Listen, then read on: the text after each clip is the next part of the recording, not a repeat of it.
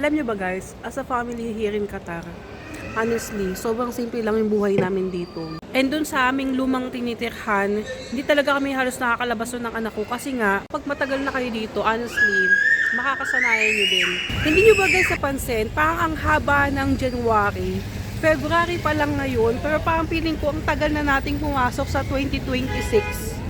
Papunta kami guys sa Al Sadd Mall dahil may bibilin kami sa Shopwise. Guys, meron dito sa Qatar na Bello Beauty. Ayan, magbubukas sila sa Friday. Nasa loob lang sila guys ng Al Sadd Mall. And sa Friday yung opening, grand opening nila. Bibili kami guys ng lettuce dahil naubos na yung pagkain ng aming tortoise. Kaya nandito kami sa loob ng Shopwise. Dito yung kailang lettuce. Lettuce ba to? Parang ano, mustard ata to.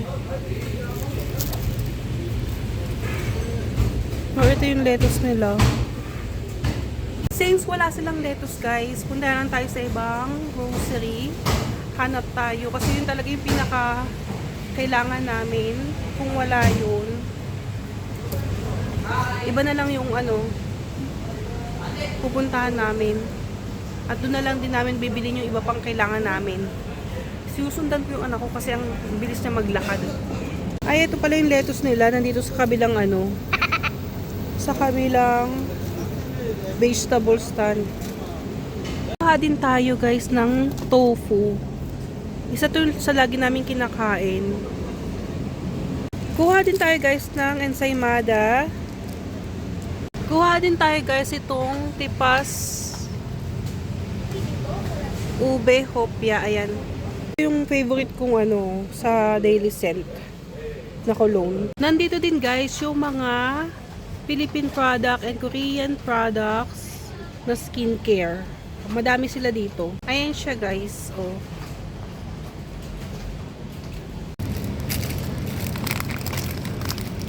Ito yung ginagamit kong deodorant. Kukuha tayo ng isa.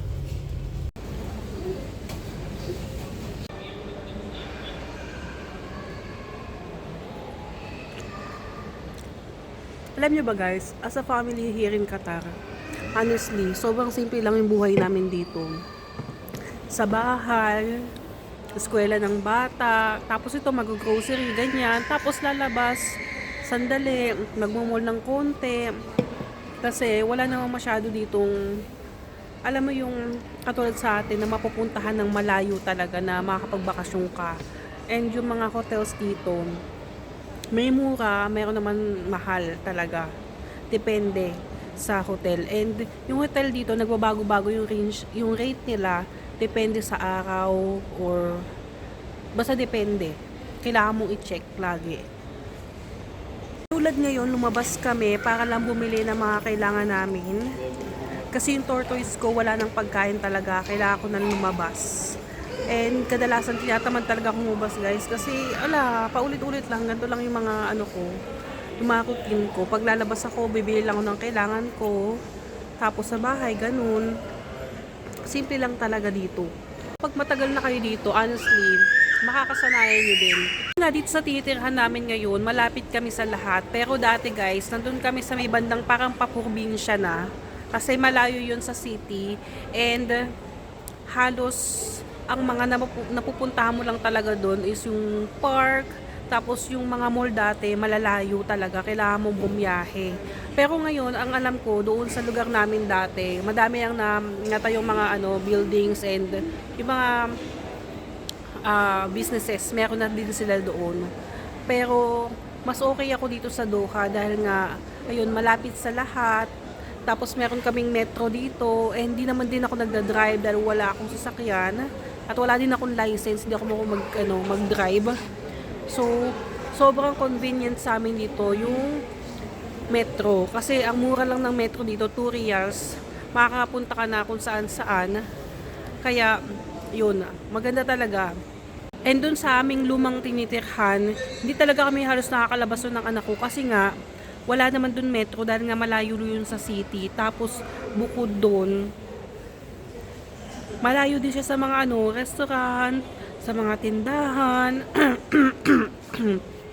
Kaya bihira lang kami lumabas doon. Kaya na-enjoy ko talaga nung nandito na kami sa Doha.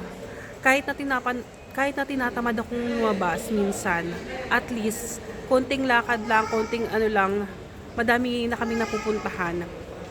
Kung lilipat man kami ulit, gusto ko talaga yung ganito din, yung malapit din dito. Kasi talagang mas para sa akin na mas nakakamura ka kasi malapit ka sa lahat. Kasi yung pamasahe pa lang guys, ang mahal, especially kapag nag-Uber ka, ang mahal talaga.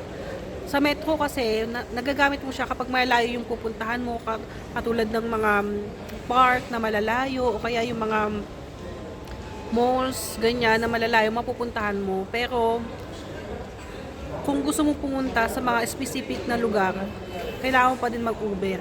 Papunta kami ngayon sa Pure Gold. And sorry guys, naiba ko yung ratio ng aking video kasi nasanay talaga ako sa TikTok and sa Facebook.